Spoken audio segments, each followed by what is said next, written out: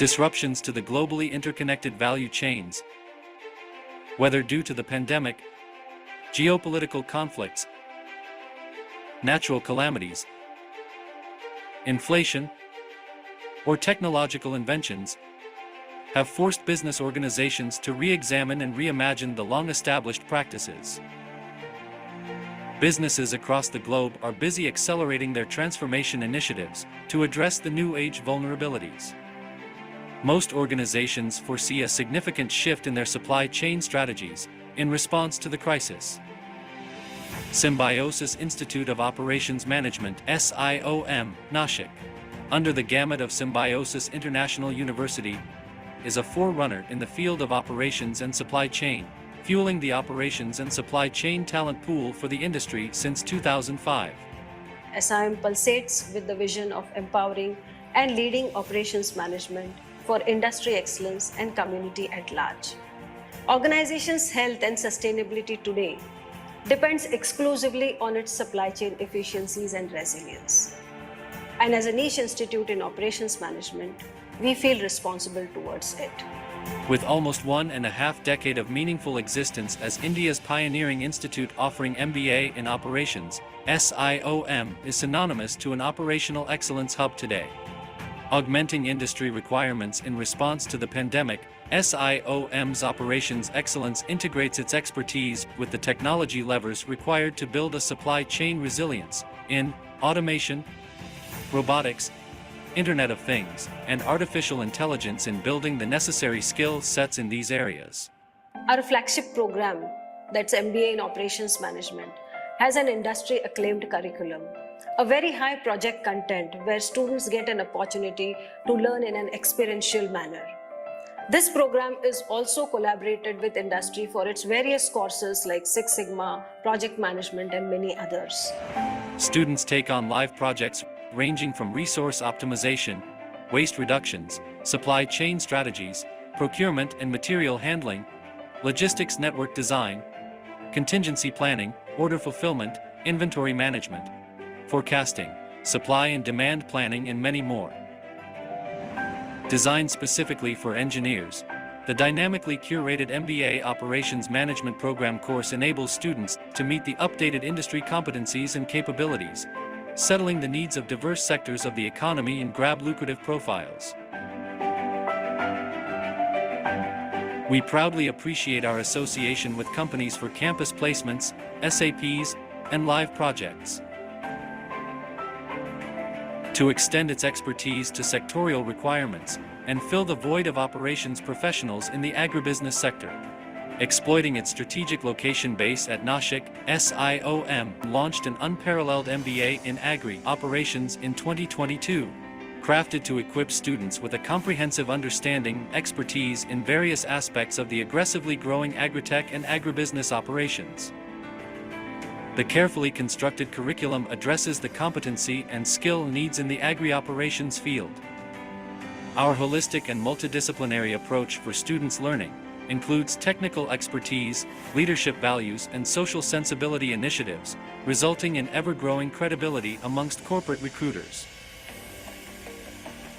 Industry interface is strategically woven with each endeavor, be it admissions, guest lectures, projects, internships, flagship event the HR Summit, consulting conclave, e-talks, mega cultural fest Drishti, TEDx, Spundan Day, and Operations Summit. Tatwa.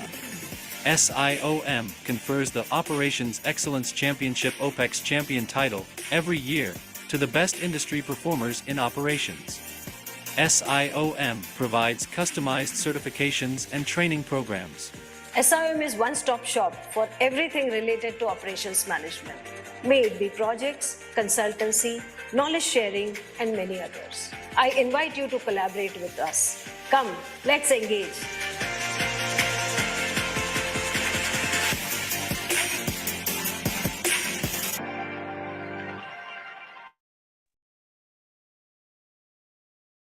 So first of all, I welcome you all. Symbiosis Institute of Operations Management, Nashik, takes pleasure in presenting to you the first webisode of Editor's Choice 2023. This is a platform for deliberations by the editors from the reputable journals. So we have with us today Professor Brandon from the Texas A&M University, who pioneers in the field of management research. Before we hear him, let me introduce Dr. Ratna Palori, Deputy Director, SIOM, to make the opening remarks. Dr. Ratna Palori has a rich experience spanning over 23 years in academics. She is the recipient of the Jaipuriya Outstanding Woman Management Teacher Award and Sandvik India Diversity Awards. She is an ardent researcher, has published in international journals, and is also a reviewer for several peer-reviewed journals. I now hand over the session to Dr. Ratna Palori for her opening remarks. Over to you, ma'am. Thank you very much, Dr. Harshad. Am I audible? Yes, ma'am. Yeah, thank you. So very good morning, Dr. Brandon and all the participants attending from the US, and a very good evening to all the participants attending from India. A very warm welcome to all of you. We are very excited to have you with us, Dr. Brandon, as our inaugural speaker for this season's Editor's Choice. Thank you very much for accepting our invitation, sir. Today we have over 200 participants from across the globe attending this session of Editor's Choice, and the session is also available on the YouTube. We initiated this Editor's Choice in 2020 with a focus on promoting research, and the series of episodes of Editor's Choice provide a platform for researchers, practitioners, and academicians to hear to the editors of reputable journals on their views on what is expected from the manuscripts that are submitted to the reputable journals. At the same time, we also get to hear from the best editors on the latest in the field. This year's Editor's Choice would be a precursor for SIOM's International Conference in Operations and Supply Chain, ICO-SCM, which will be held in the month of December 23. And we invite a lot of participation for this conference. We intend to have more webisodes with all the editors of our associated journals as well. Without any further delay, I hand over the session to Dr. Harshad to take it forward. Thank you all for joining us for this Editor's Choice this evening, and may you have an evening full of learning. Thank you. Over to you, Dr. Harshad. Thank you, madam, for your remarks. So as researchers who wouldn't want guidance for writing and publishing in good research papers, so without any further delay, let me introduce you to our experts for this first webisode, Professor Brandon. Dr. Brandon is a professor of management at Texas A&M University from the USA. He holds a Bachelor of Science from Weber State University, Master of Science from the Georgia Southern University, and a PhD from Texas Tech University. As an experienced and highly qualified teacher-scholar, his research specializes in management, economics, and organizational behavior. He teaches mainly organizational ethics and behavior-related courses. His recent consulting experience is in the public sector, ranging from local municipalities to larger defense-related contractors. He has published his research in leading academic journals and presented in national and international arenas. With around 1,500 plus citations, he has published a few books, book chapters, and various cases. He currently serves as an editor-in-chief of the Management Decision Journal. I now hand over this session to Professor Brandon. So over to you, sir. Thank you so much for that warm welcome. I really appreciate having this opportunity to be with you guys. I'm going to share my screen. Hopefully it will work okay. Okay. So let me just put this into presentation mode. All right, so I'm very grateful for this opportunity to talk with everyone about publishing in good journals, as I'm defining it here, really journals that are listed journals that have an impact factor. So the type of journals that we all want to publish in. One thing that's really important about choosing the journal that you want to submit to is to make sure you go to the journal's website. And it seems pretty straightforward and simple and easy to think about, but a lot of people just fail to really read the journal's website in depth. And on the website of any good journal that I know of, it's going to list the scope of the journal. So what type of research do they publish in that journal? The other thing that's always going to be there is the editorial team. And so you'll see the editorial board members there. If you are not recognizing anyone on that board, that's probably not a good thing. Usually the people who are going to be reviewing the work are going to be experts in the areas of the research that you want to publish in. And so probably citing some of those people would also be a good thing if you're speaking to the experts in the field. Also very important, almost all websites that I've ever seen, at least for good journals, have all of their recent issues and papers there. And some of them are even, usually they have some free access papers as well that you can look at. And so it's very important for you to look at least the last couple of years of papers that they've published. And what that will do for you is to make sure you have the right topic, that the quality, the impact of your research matches the quality and the impact of what you're reading.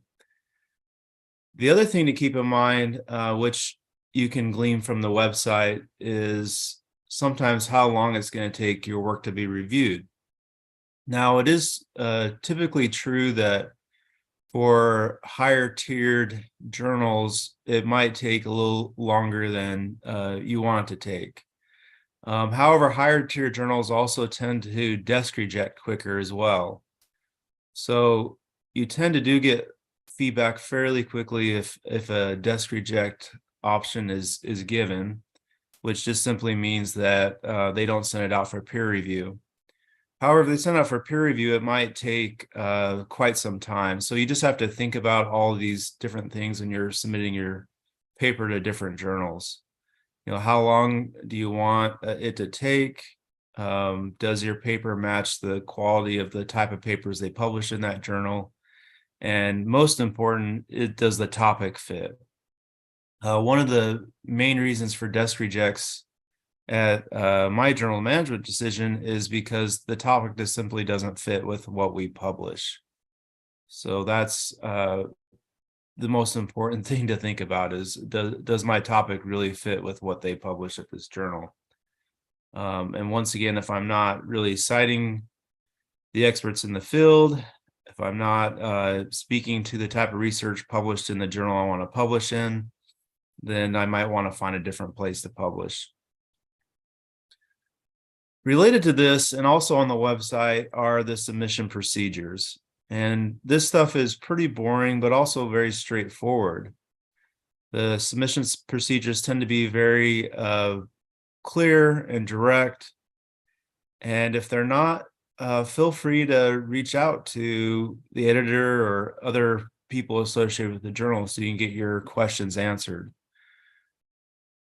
If you don't follow the submission procedures and submit your paper anyway, it tends to be pretty problematic for you in terms of how much time it will take for your paper to get processed. And so if you're looking to have things go smoothly, then I highly recommend just follow those submission procedures that are there. And they also tend to talk about the formatting that you need to do and all the small things. And these small things really speak to the underlying question of how careful of a researcher is this?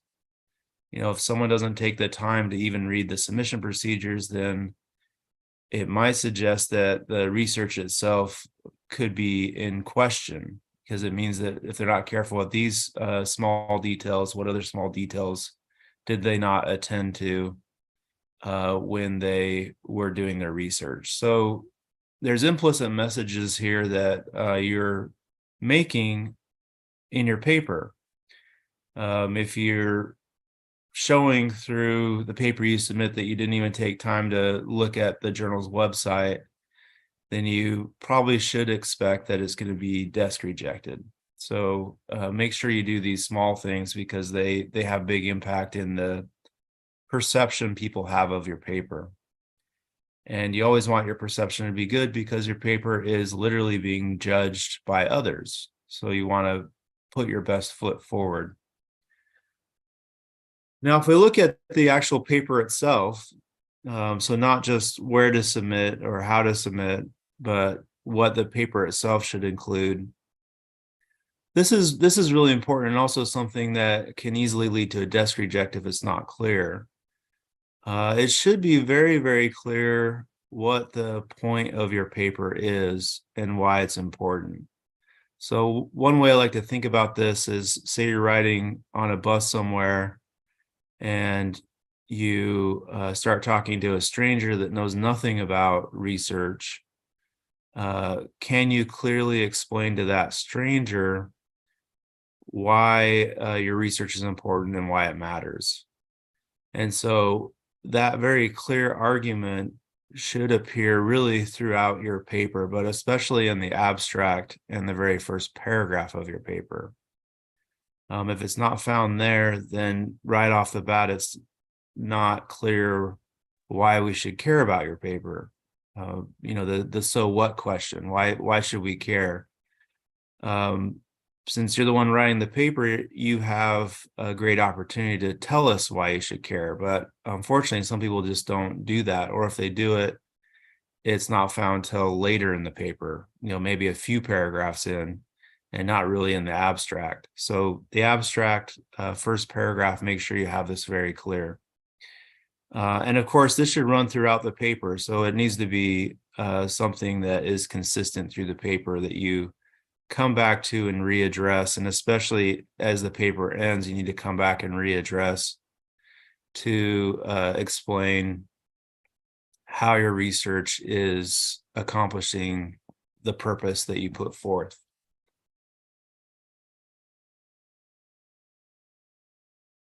A big reason for desk rejects really is, and rejects overall, even peer-reviewed rejects, is a lack of context to the paper.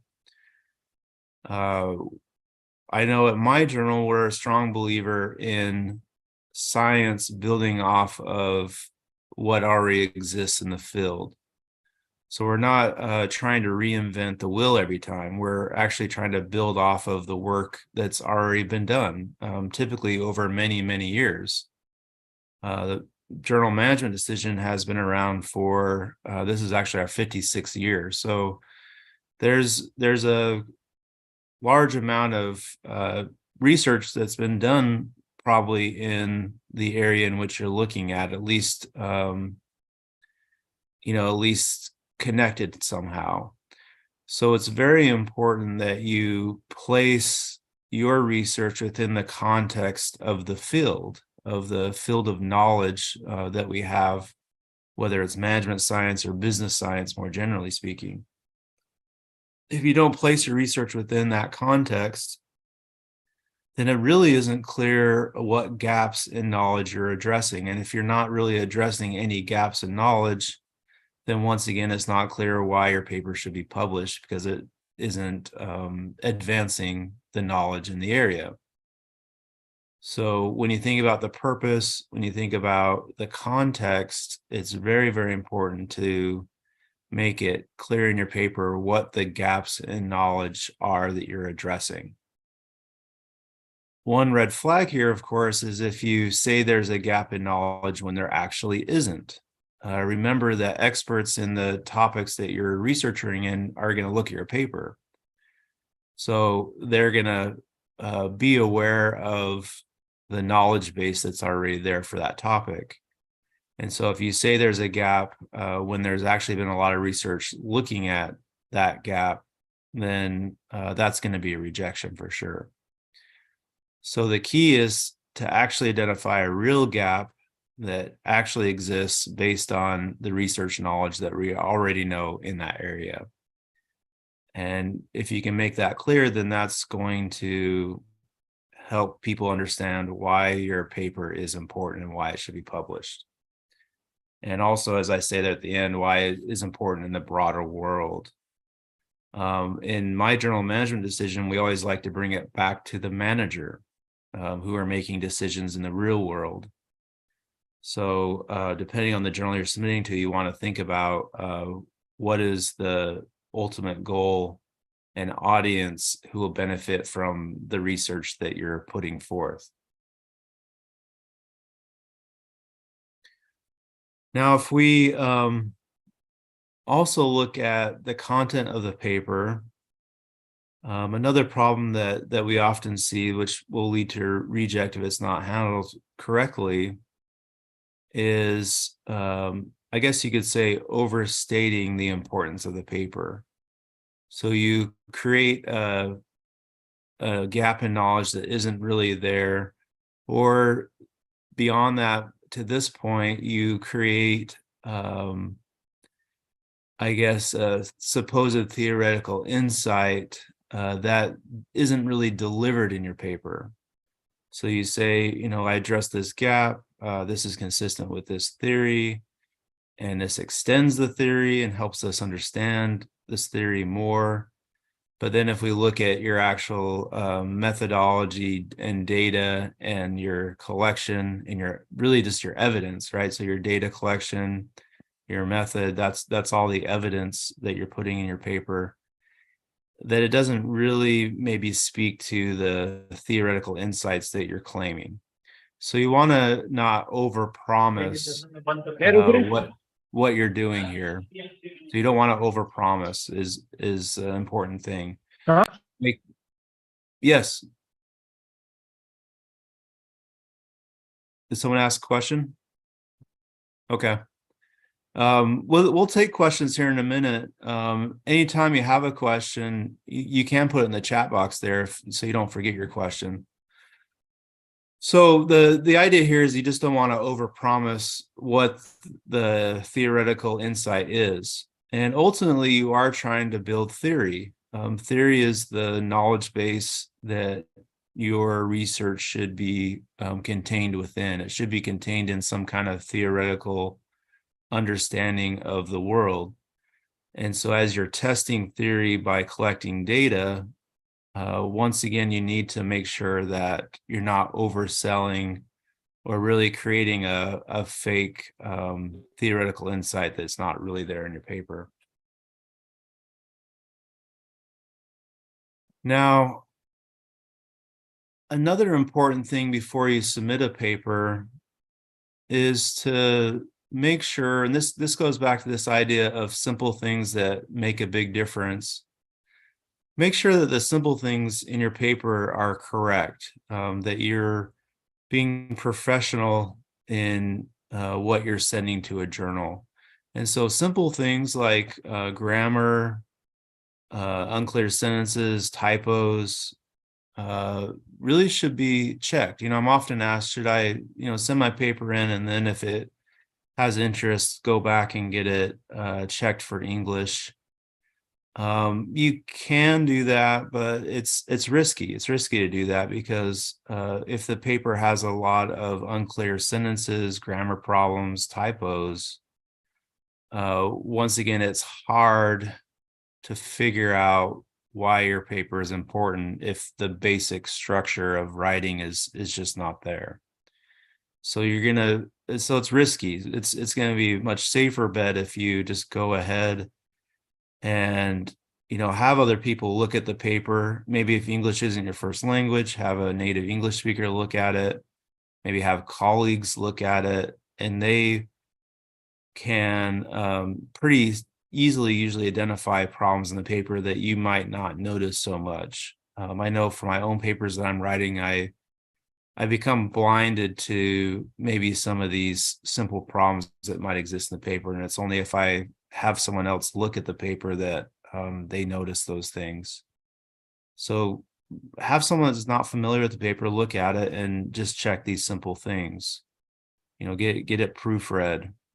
Because once again, the implicit message there is, if this person can't even get their writing correct, then it might mean that they weren't that careful also just in their research overall. That's the implicit message that you want to avoid, so that you can have your paper fully looked at and fully reviewed. Now, if you do get a revise and resubmit, so the paper gets sent to reviewers, they look at it, they say they think it has promise, but it needs revisions. The associator looks at it, they think it needs revisions, has promised. That's when you really need to take your response to the reviewers very, very seriously. When you get a paper accepted, it's not accepted until usually there are multiple rounds of revisions that take place. At least 2 kind of big reviews, or sometimes more, 2, 3, 4 sometimes, revisions to the paper. And if you get to the point where you get a revise and resubmit, or R&R as we say, then your chances of being accepted obviously increase quite dramatically. At my journal, Management Decision, we have about a 90% acceptance rate. So, or sorry, 90% not acceptance, so a 10% acceptance rate. So 90% of the papers that are submitted ultimately get rejected. So if you actually get a revise and resubmit, your chances increase quite dramatically. So instead of having only a 10% chance of being accepted, typically it's going to bump up to even a 50% chance, right? So respond to every single reviewer and associate editor comment or editor comment that you receive. And the best way to do that is to read through all the feedback that you get, which sometimes can be quite frustrating, to be honest. But let it sink in a little bit. Think about it a few times over several days, maybe talk about it with other people. And then after you've done that, and after you've kind of calmed down, that's the time to make your detailed response.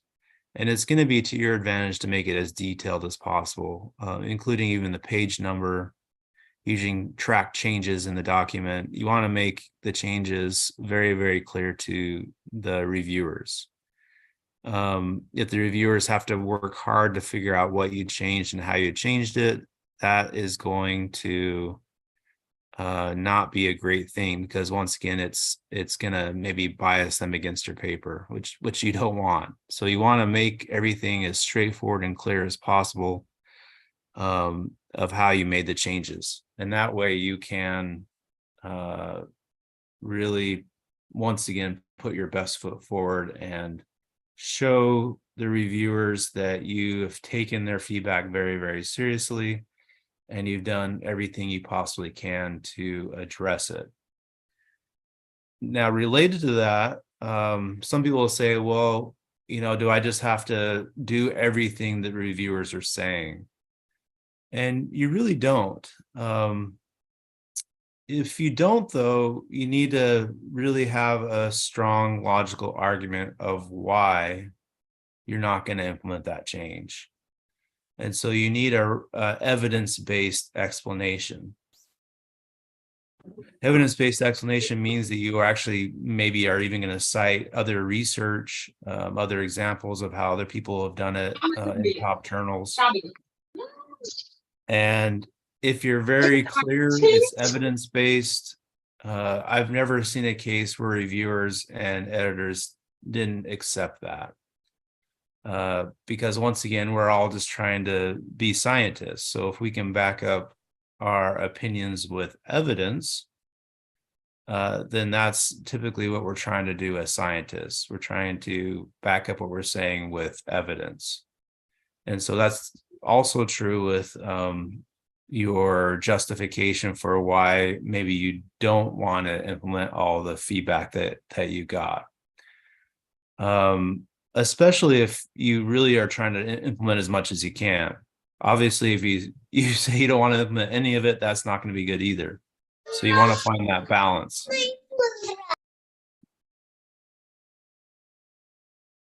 Now, one thing I want to just mention here is how this relates to the journal management decision in particular. So what I just gave you were some overall tips.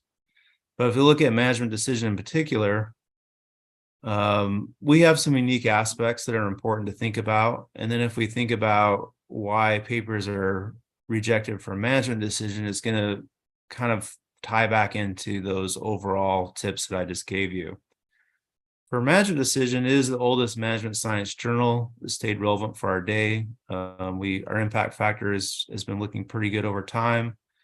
We're an international multidisciplinary general business journal, but once again, we want to bring it back to management. How can managers use this information to make better decisions in their organizations? And so the emphasis really is on the application of research to the organizational implementation of managerial decision making. So here's our ratings. And once again, the reason I just show this is so you can kind of see what good journal ratings might look like. So that's our 2001. Our 2022 impact factor just came out. It's, a little bit lower than this one, but it's still over 4.0. So it's still a good impact factor. You can see our site score ranking there, which is pretty good. So, if you see these types of designations for a journal, you can be fairly confident that it's a decent journal, something that you would like to publish in. I just wanted to show you this in terms of our submissions. You can see that our first submissions are increasing over time.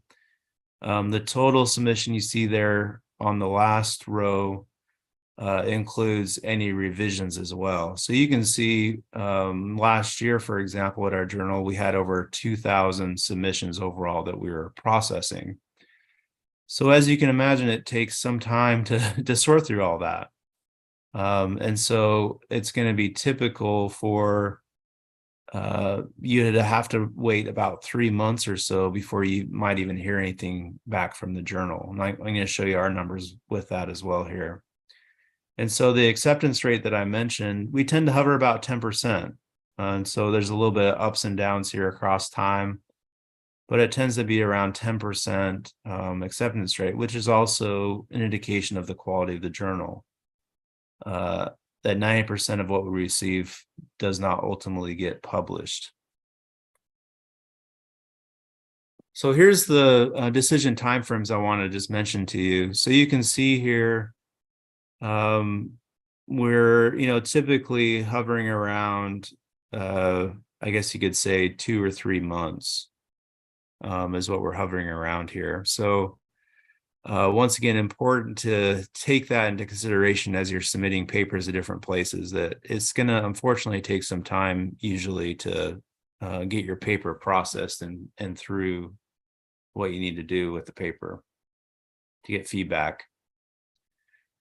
Now, I want to also just mention, just as an example, once again, from the general tips that I gave you, in management decision, I've looked at, well, why is a paper desk rejected? And at management decision, there's 2 different levels of desk reject.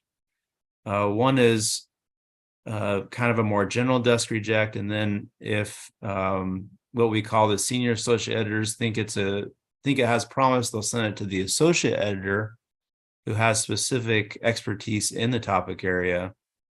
And they might also desk reject. So there are 2 different times in which you get desk rejected at our journal. So it does happen to 50 to 60% of the papers, actually, probably more 50% of the papers get desk rejected.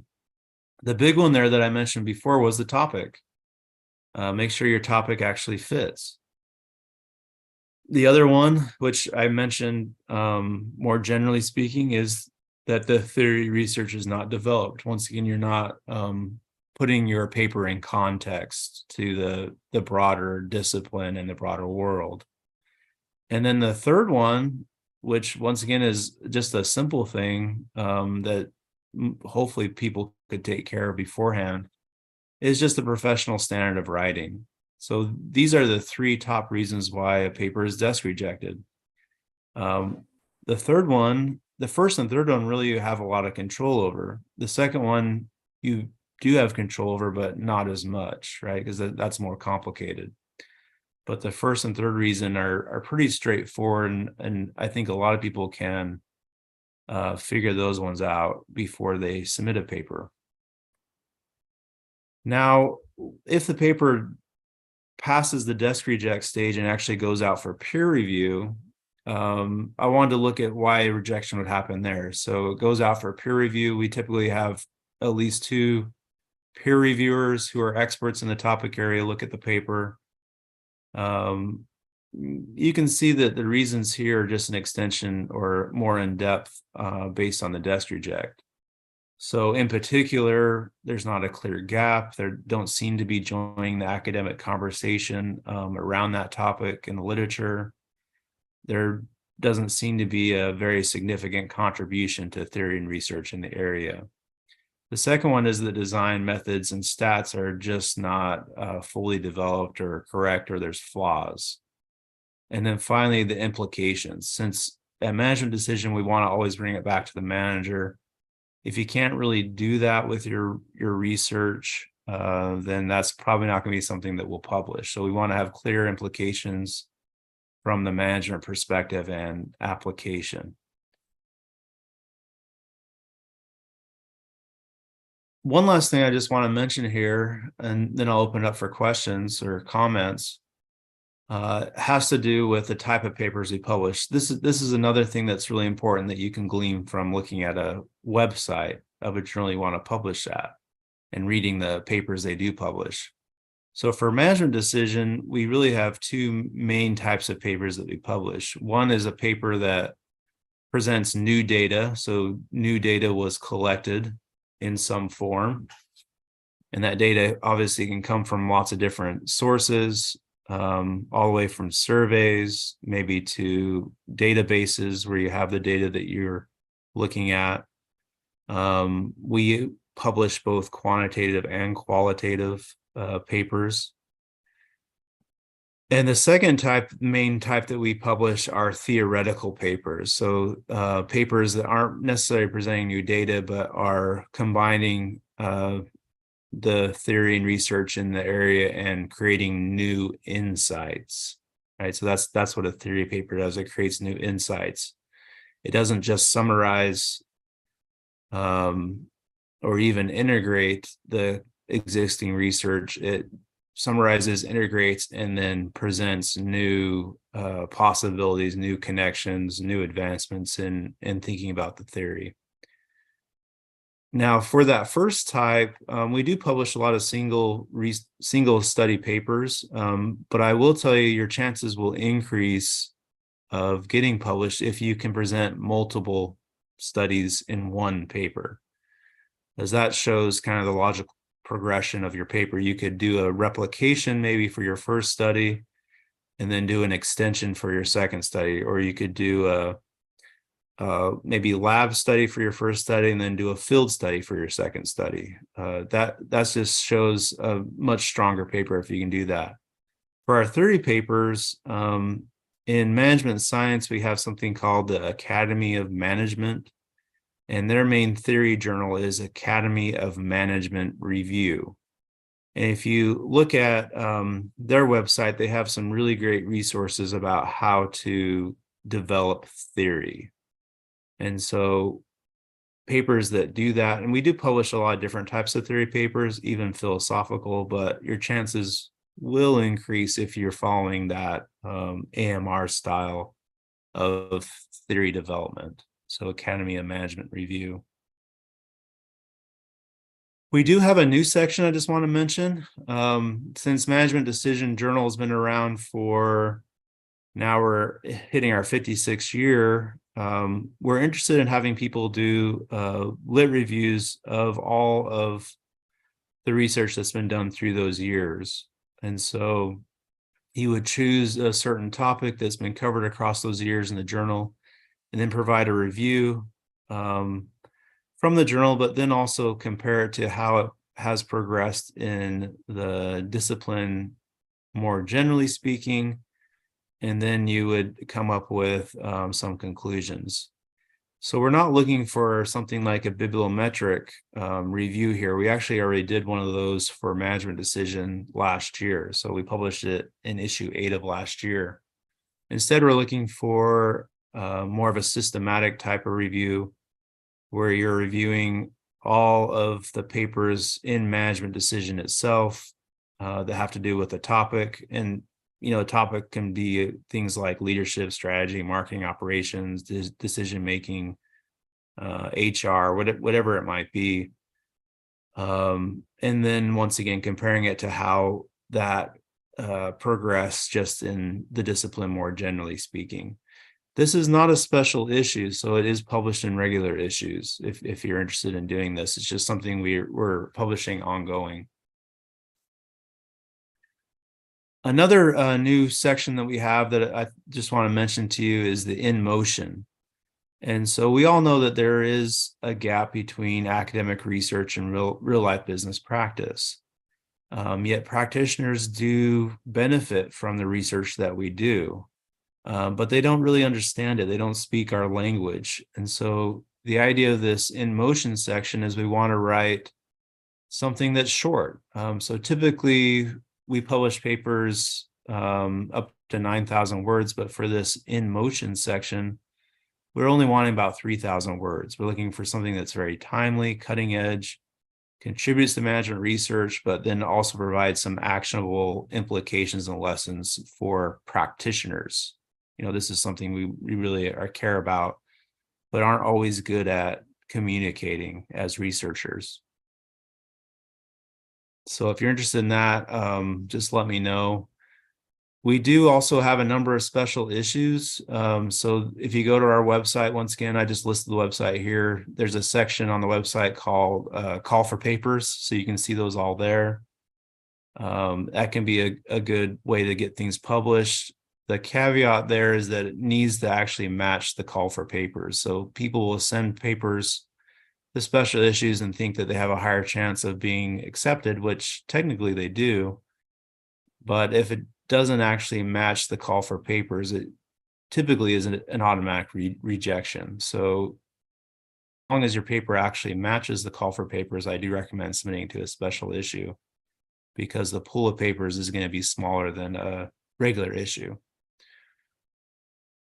I do publish information about or put information about management decision on this LinkedIn group. Anyone can join, so feel free to join.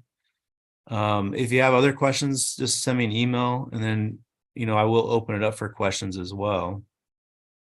For other questions people have. Because that's my last slide. Thank you, Professor Brandon. Thank you. Dr. Harshad, you will take it forward for the questions, please. Yes, ma'am. So thank you, sir, for this wonderful presentations.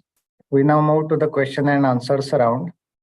So I have received a few questions from the participants. The first question is from Dr. Asha. So how to react and respond to contradictory ideas of reviewers on the paper? That's a great question, and that that does happen, as we know. Like I said, the key is to make sure that you are helping the reviewers feel like you do care about their feedback and you do value it, but at the same time, if you can provide a logical, evidence-based reason for why you're not following maybe one reviewer's recommendations over another, then do that. And I've never seen, at least maybe reviewers can be a little mean sometimes, but I've never seen an associate editor get upset if you once again are following one suggestion over another. So obviously you'll have to do that if there's contradiction in the feedback you're getting. You'll have to choose which direction to go with it. And whatever direction you do choose, provide evidence for why you chose that direction. So if you just say, oh, I just felt like going with this, that's not going to be good enough. You got to say why, and then back it up with evidence is what I'd recommend. Okay, sir. Another question from Dr. Prasad Joshi. Sir, the methodology section is usually the same in multiple papers. So what suggestions would you give to rewrite it innovatively? Well, I would say that hopefully the methodology, so that maybe the methodology itself is the same, but the way in which you implement it hopefully should be different. So obviously you have different participants, maybe different ways of looking at it. And so the key, I think, is to demonstrate and show how your method, your data collection, your statistics provides evidence to support, once again, the theory or the gap that you're addressing. I do see, a lot of papers that are basically the same methodology, and it's clear that the authors haven't really thought about how, at a, I guess you could say a bigger picture is that really all that data is there for is to provide evidence to back up the theory that you're putting forth, or the gap that you're saying that you're addressing, or the knowledge that you're advancing. So I would say just make sure that it actually does that, and it's just not a template that you're just following. Make sure it ties directly into your gap that you're addressing in your paper. Okay, sir. There is another question from one of the research scholar. So why bibliometric papers are difficult to publish? So is there any specific journal requirements for it? What type of papers are difficult to publish? Bibliometric analysis. Oh, okay. Yeah. The main problem why I guess a lot of journals don't particularly like them is because they're descriptive in nature, right? They provide descriptive information, which is useful.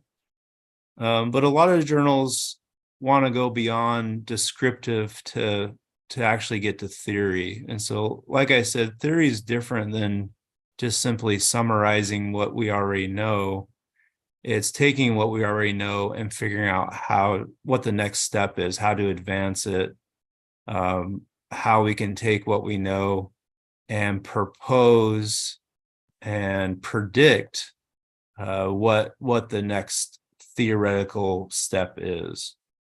And so, we've published bibliometric in management decision. We don't do it very often.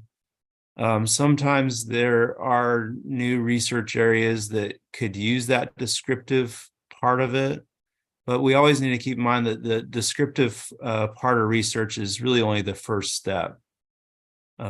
We describe, but then what we ultimately want to do is predict the future, not just describe what we already know. We want to predict the future, but do so in a evidence-based way. So look at the websites and see what they publish, and that can give you a sense of whether they publish those or not. Yeah, okay. There is another question from Sophia. So can you please suggest some good courses which can help in theory development? Courses like courses you take online, is that what they're asking? Yes, online courses. Okay. I'm not very familiar with some of those. Obviously, coming to these types of things are very useful. So there are a lot of conferences where they do these types of workshops. So I do recommend that. I know different conferences that I attend, they often have sessions having to do with this type of thing, how to be a better researcher. And so I guess it's a matter of just finding those. When you're looking for conferences, it's always good to find those that are well respected and the main maybe researchers are a part of. And usually if you can find those types of conferences, you'll find workshops that are very useful, whether they be online or even face-to-face. Okay, sir. One question from Dr. Isha Sharma. So sometimes primary data from the industry is not allowed to share on the research articles for publication. So how to address such a cases? Yeah, it does depend on the organization and what they're willing to share. Sometimes one way to get around it that I've seen in research, publish, and management decision is they won't reveal the organization name, right? So that's one way you can get around it. But obviously, if the organization doesn't want you to publish information, then there's not much you can do, because there are legal issues involved that you don't want to get in trouble legally with an organization. So I would say that you've got to find organizations that will allow you to publish it, maybe without revealing the organizational name. I don't know how else you can get around it because of the legal issues involved. Okay. Another question from Dr. Bishal. So my paper is showing an awaiting editor decision from last 2 months. So in that case, should I mail to editor or should I wait for the final decision? I would recommend you do contact the editor. Editors are busy, so it might take time for them to respond. But I know I can speak for myself that I do respond to all the emails I receive. It does take me sometimes a little bit of time depending on what's going on, but I personally do respond to emails I receive. Sometimes the editor in my journal, contacting me is usually best, because I'm aware kind of fully what's going on in the journal and who to contact if I don't know. So I do at least know who to contact. But you can also try emailing first, maybe the associate editor. Usually the paper is handled by an associate editor, which you can see I know in Scholar One, it shows you who the associate editor is. So you could try contacting them first. If you don't hear back from them, then you might want to contact the editor-in-chief or the overall editor of the journal. But yeah, I would contact them. Okay, one question from my side, sir. So Oh, is the sure. cover letter compulsory, and what are the expectations of editor in the cover letter? Expectations of editor for what? In cover letter while submitting the manuscript. Can you rephrase that question? I don't quite understand. Sir, while submitting any of the new manuscript, we required a cover letter to be submitted to editor. Oh, cover letter. Yeah. Yeah, cover letter is also important. I didn't talk about that. In the cover letter, you don't want to spend a ton of time on it, but it is important for you to just give a really brief synopsis of the paper in the cover letter, and maybe just say why it's important. So it's another way for you to just put your best foot forward and build the argument for why your paper is important. That's really all you're trying to do as someone submitting a paper, is building the argument for why should we care about your research? Why is it important? So cover letter is just another place where you can do that. So I do recommend you do the cover letter. Okay. One more question from Mohammed. So sir, what happens when a similar paper gets published while you are under the review process? Well, I've seen that happen only a few times. Usually the paper, unless there is unethical behavior going on, usually the paper is different enough that it doesn't matter. And usually it's pretty easy to see that they were just having to be reviewed around the similar time and then published around the similar time. So it's usually not a problem. It only becomes a problem if it seems that there was maybe some unethical behavior going on there, or someone's maybe taking other people's ideas and things like that. But typically it's not a problem, and it's pretty clear that it's just a coincidence. So I wouldn't be too worried about it. Okay. One last question from Professor Asha Sharma. So, sir, in your journal management decision, are you accepting any commentary? That's a good question. We don't do a whole lot of that. The closest thing that we really have is that in motion section. And it's not exactly commentary. It's more like, this is what we know, and this is why it's important, and this is how a practitioner can use it. So it has a little bit of a more of a commentary feel to it, but it still backs up what it's saying with evidence. And so that, that can be an option for management decision. We do have editorials that we publish, but editorials are going to come either from myself or from guest lecturers who are doing special issues. And so that's the other thing that's closest to that. But in terms of just straight commentary, we don't have that option in management decision, but I know other journals do. You just have to look at their website. Okay, sir, there are a few more questions, but due to time constraints, we have to restrict ourselves to these questions only. So we had a overwhelming response to the event from this research fraternity. So now I would like to present the vote of thanks to all. So on behalf of SIOM, I take this opportunity to thank all of those who have directly and indirectly contributed to the first webisode of Editor's Choice organized by our institutes. So at the outset, I thank our speaker, Dr. Brandon. We are really enlightened with your knowledge and presence. We are thankful to our director, Professor Vandana Sonamne, for her motivation and continuous support to make this webisode come into reality. A special thanks to the research committee, faculty, and staff for their constant support and coordination. So our thanks to all the participants who are connected virtually with us. So before ending today's webisode, I would like to announce the speaker for our next webisode by Professor Arpankar. So this webisode is scheduled on 9th of August 2023 from 4 to 5 p.m. So Professor Arpan is an editor-in-chief of International Journal of Information Management Data Insights. He is also serving as an associate editor for Global Journal of Flexible System Management, International Journal of Electronic Government Research, Information Systems Frontiers, and the Advances in Theory and Practice of Emerging Markets. So these webisodes are the part of our upcoming conference, SIOM 2023. So we would like to invite abstracts as well as full papers for this conference. The selected papers will be published in the Scopus Index journals. So more information about this conference can be found on icoscm.siom.in. So with this, we move to the end of today's webisode. So thank you. Thank you, Professor Brandon. Thank you. I appreciate it. Thank you.